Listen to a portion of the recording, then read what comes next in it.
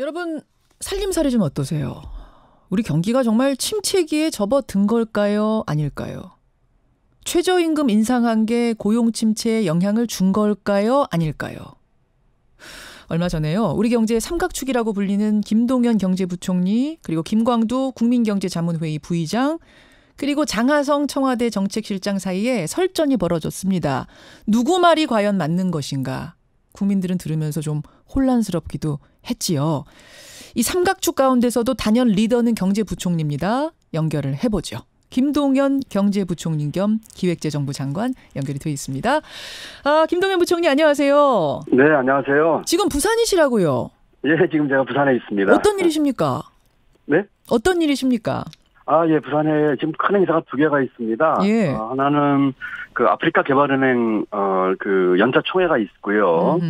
80개국 그 회원국 재무장관들이 참석하는 이제 그 최고 의사결정기구인데, 예. 아프리카 이제 경제 발전을 위해서 이제 융자나 지원해주는 그 총회가 있고요. 예, 예. 또 하나는 한국과 그 아프리카 국가가 54개국이 있습니다. 예. 그 경제 협력을 촉진하기 위한 그 한 아프리카 경제 협력 회의를 지금 열고 있는데 두 회의 다 제가 그 의장 역할을 하고 있습니다. 그러시군요. 네, 그래서 이번에 해서 이제 그 아프리카 산업화와 이제 4차 산업혁명에 따른 이제 혁신 성장, 예. 이런 주제로 지금 회의를 한참 하고 있습니다. 한창 바쁜 와중에 뉴스쇼에 출연을 해주셨어요. 일단은 감사드리고요. 아닙니다. 제가 감사하죠. 예. 우리 경제 상황 전반적인 네. 진단을 좀 듣고 싶어 사실은 오늘 모셨습니다. 총평 네. 어떻게 보시는 거예요, 우리 경제?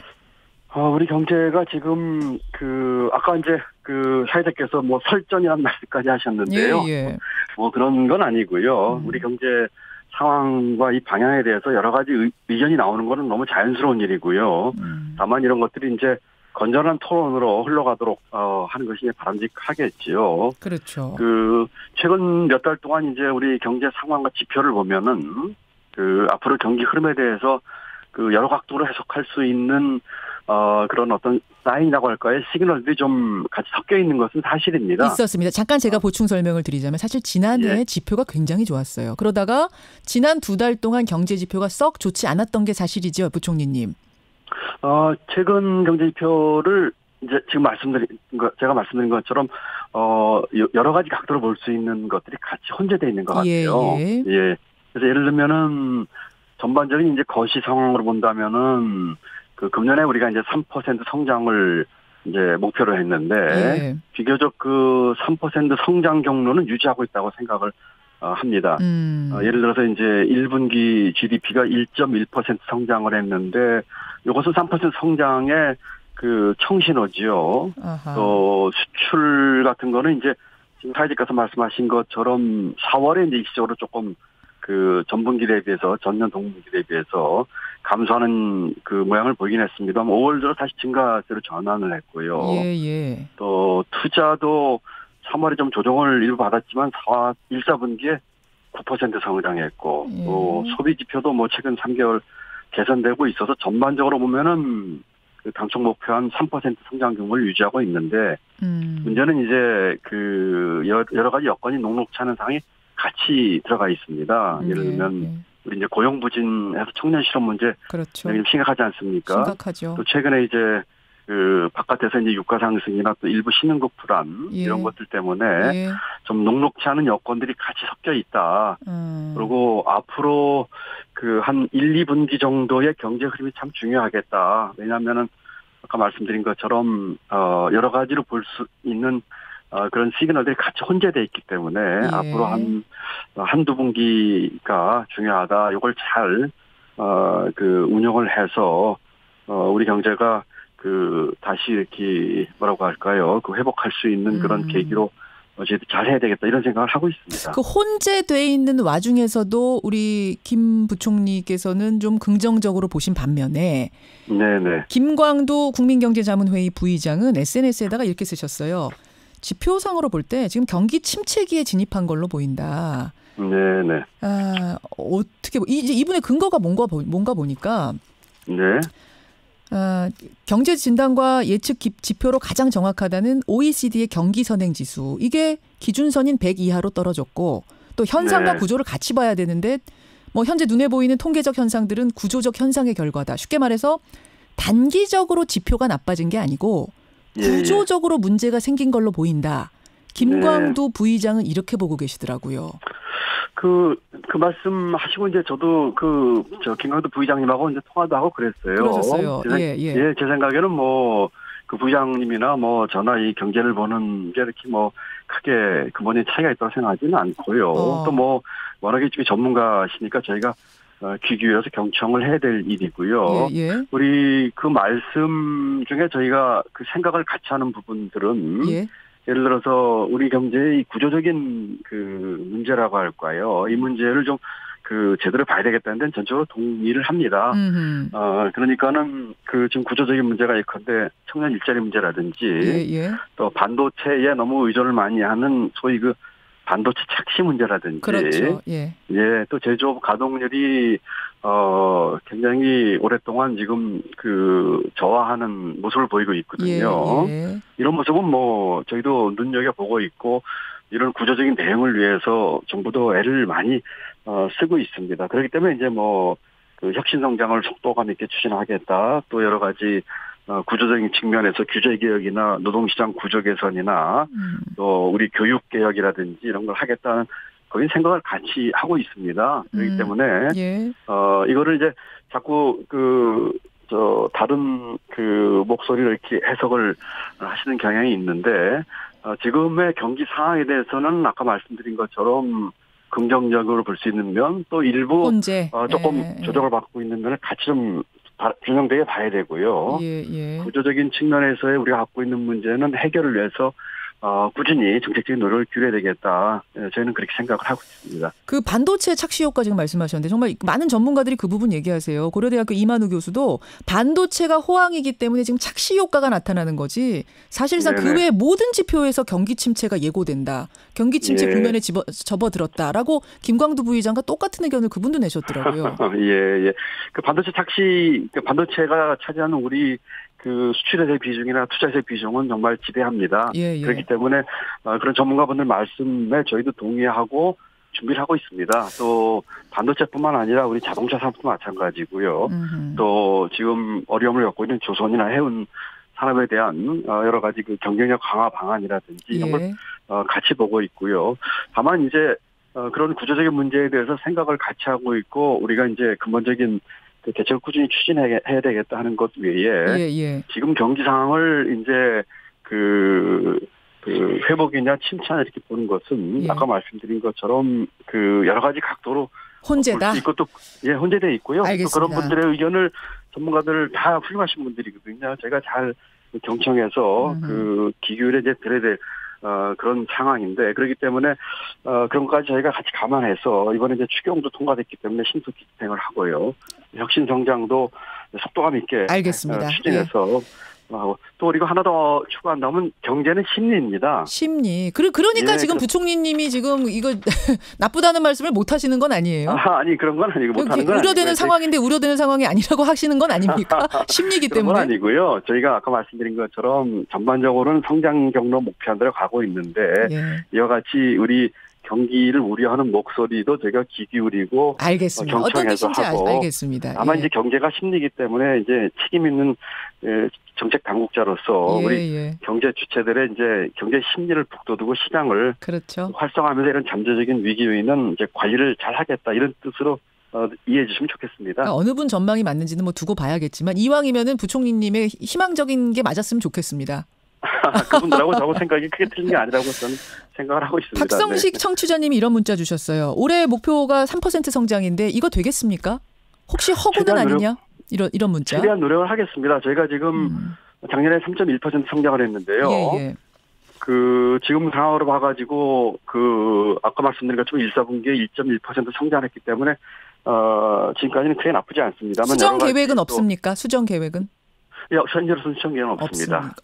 최대한 달성한 노력하겠고 그보다 더 중요한 거는 사실 질적인 성장이거든요. 그렇죠. 그래서 아까 반도체 얘기도 나왔습니다만 여러 분야가 골고루 성장에 기여하도록 만들고 성장의 과실을 또 이 모든 국민이 같이 이렇게 누릴 수 있도록 골고루 분배되는 그런 질 높은 성장도 같이 추진하고 있다 이렇게 말씀을 드립니다. 김동연 부총리, 경제부총리 만나고 있습니다.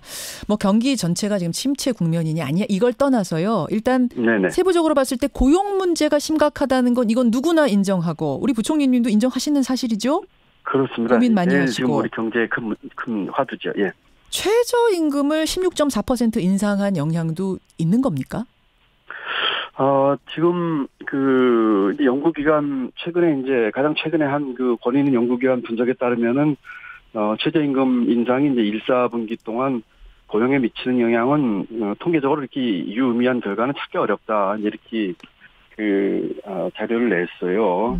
그 보고대로 한 3개월 정도 통계 자료만 가지고 이 고용에 미치는 영향을 파악하기엔 좀 한계가 있고 저희들이 진즉부터 내부적으로 좀 분석하고 있고 또 연구기관에도 고용에 영향을 미치는 분석을 좀 의뢰한 상태에 있는데 간단히 말씀드리면 가격이 오르면은 수요에 영향을 미치는 것이 경제의 일반적인 원칙이거든요. 그렇죠. 물건값이 오르면 수요가 떨어지죠. 그렇죠. 예. 임금은 노동 또는 근로의 가격입니다. 그렇기 때문에 그 가격 인상이 된 최저임금이 수요, 기업에서의 고용에 대한 수요라고 할 수 있는 일자리에 영향을 미칠 수 있지 않았겠냐 하는 생각을 저희가 할 수 있고요. 노동력의 가격이 올라갔으니까 노동력이 이제 물건이라고 치면 물건 가격이 올라갔으니까 구입할 때 고용주들이 구입하기가 어려워진 거 아니에요? 너무나 경제의 당연한 이치다 이 말씀이신 거죠? 이제 그렇게 볼 수 있는데 다만 이제 다른 물건과 달리 이제 근로와 노동은 아까 가격의 인상이 수요에 미치는 그 시차가 좀 필요할 겁니다. 시차. 그렇기 때문에 물건값이 오늘 올랐다고 바로 오늘 수요가 떨어지는 물건도 있겠지만 이 근로나 노동은 영향을 미치는 시차가 있게 마련이거든요. 알겠습니다. 제가 이제 좀 여쭙고 싶은 건 뭐냐면은 최저임금을 16.4% 지난해 인상을 했고 올해도 두 자릿수 인상을 해야만 2020년 만원 달성이라는 그 공약을 지킬 수 있는 상황이에요. 그런데 중소기업이라든지 영세업자들이라든지 혹은 경제 전문가들이 2년 연속 두 자릿수 인상은 너무 가파른 것 아니냐. 이거 조금 더 연착륙하려면 이거 조금 더 천천히 가야 되는 거 아니에요? 시간을 목표 시간을 수정해야 되는 거 아니야? 이런 얘기가 나와서요. 경제부총리께서는 어떻게 보시는가? 이게 궁금합니다. 예, 내년도 최저임금 인상에 대한 의사결정이 굉장히 중요한 사안이고요. 지금 그렇죠. 최저임금위원회에서 열심히 지금 고민 중에 계시고 아마 거기서 결정을 하게 될 것입니다.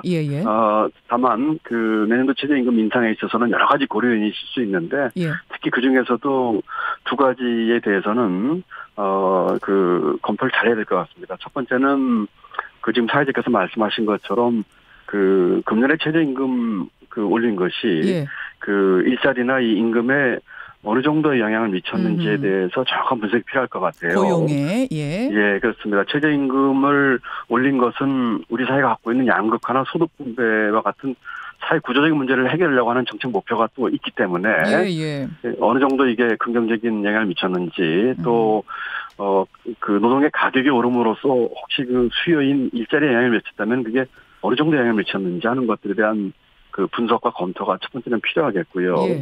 두 번째로는 우리 시장과 사업주들께서 어느 정도의 수용성 또는 수용도가 있을지에 대해서도 같이 좀 봐야 될 것 같다는 생각을 듭니다. 쉽게 말하자면은 이렇게 올랐을 경우에 고용주들이 버틸 수 있는 능력이 어느 정도 되는지 파악해야 된다 이 말씀이신 거죠? 그렇습니다. 감내할 수 있는 능력이죠. 이런 것들을 위해서 금년에 저희가 일자리 안정자금을 통해서 직접 지원도 했고 또 여러 가지 간접 지원도 했습니다만 이와 같은 정부의 직접 지원을 언제까지 할 수 있는 게 아니거든요. 그렇기 때문에 이런 사업주분들께서 과연 최저임금이 오르는 구간별로 봤을 적에 어느 정도 감내하실 수 있는 능력이 있는지 또 같이 봐야 되기 때문에 단도직입적으로 두 가지 설명됐고요. 좀 단도직입적으로 여쭐게요. 그러면 16.4% 두 자릿수 인상 올해는 조금 무리라고 보시는 겁니까? 아니면 올해도 가능하다고 보시는 겁니까? 그거를 제가 답변하기는 적절치 않은 것 같습니다. 지금 최저임금위원회에서 결정을 할 사항이기 때문에요. 다만 어떤 특정 연도를 이 두 가지를 충분히 검토한 뒤에 나온 여러 가지 그 중요한 내용들이 특정 연도를 타겟팅해서 그 일정한 수준을 임금을 올리는 것이 그렇게 합리적이지 않거나 또는 현실적으로 쉽지 않다면 신축적으로 검토를 해야 된다고 저는 생각을 합니다. 2020년으로 딱 못 박아서 가는 그거는 좀 풀어줘야 되지 않겠는가? 유연하게 바라봐야 하지 않겠는가? 기본적으로 검토 아까 말씀드린 그 두 가지를 포함 여러 가지 검토 요인들에 의해서 결정이 되겠지만 그 내용에 따라서 잘 우리 최저임금위에서 결정을 하시겠지만 그 특정 연도를 아주 목표를 삼아서 이렇게 인위적으로 맞추진 않는다 이 말씀이신 거죠? 그렇습니다. 예, 아까 말씀드린 그런 요인들을 충분히 검토해서 조금 신축적으로 보는 것이 바람직하다고 생각합니다. 유연하게 바라보겠다. 딱 목표 정해놓고 무조건 거기를 향해서 가는 이런 방식은 안 택하겠다는 말씀. 네, 그렇습니다. 그나저나 부총리님, 우리 요 최저임금 얘기 가지고도 장하성 정책실장하고 조금 의견이 다른 모습이 보이고 막 이러니까 이렇게 삼각편대가 뜻이 안 맞아서야 괜찮겠냐? 시장이 불안해한다. 변화가 있어야 되는 거 아니 이런 얘기가 나오더라고요. 장 실장께서 이 최저임금에 대해서 얘기한 거는 아까 말씀드린 연구소의 연구 결과를 인용하면서 얘기를 한 것이고요. 또 아까도 저도 잠깐 말씀드렸지만 정부가 최저임금 인상을 하려고 하는 정책적인 목표가 있거든요. 소득재 분배나 양극화 문제 해결을 위한 정부의 의지, 또 그런 것을 통한 우리 사회의 수요 진작 이런 정책적 목표가 있는 것이기 때문에 그런 점을 좀 강조하시는 측면에서 나오는 게 아닌가 싶고, 기본적으로 아까 김강두 부의장님이나 우리 장하성 실장님이나 전화 자주 대화하고 있고, 또 이런 문제에 대해서 여러 가지 면에서 생각을 같이 하는 분이 많이 있기 때문에 이거를 삼각편대 간에 갈등 이렇게 보시기보다는 같이 생각을 공유하면서 또 비교적 같은 생각을 공유하면서 이렇게 정책을 펴고 있다고 말씀드리고요. 알겠습니다. 우리 경제에 이제 많은 전문가들과 또 훌륭하신 분들이 많이 계십니다. 이 두 분들 외에도요. 그런 분들의 여러 가지 목소리를 저희가 정말 겸손하게 경청하고 또 좋은 말씀 저희가 새겨 듣고 알겠습니다. 저희 정책에도 반영을 하겠습니다. 네. 민주적으로 운영하다 보니까 이런 얘기 저런 얘기 다양한 얘기가 나오는 거다 이렇게 이해를 하고 그런 얘기는 굉장히 자연스러운 얘기입니다. 잘 조율해 나가시기를 컨트롤 타워의 역할을 단단히 해주시기를 부탁드리겠습니다. 오늘 고맙습니다. 네, 감사합니다. 김동연 경제부총리 겸 기획재정부 장관이었습니다.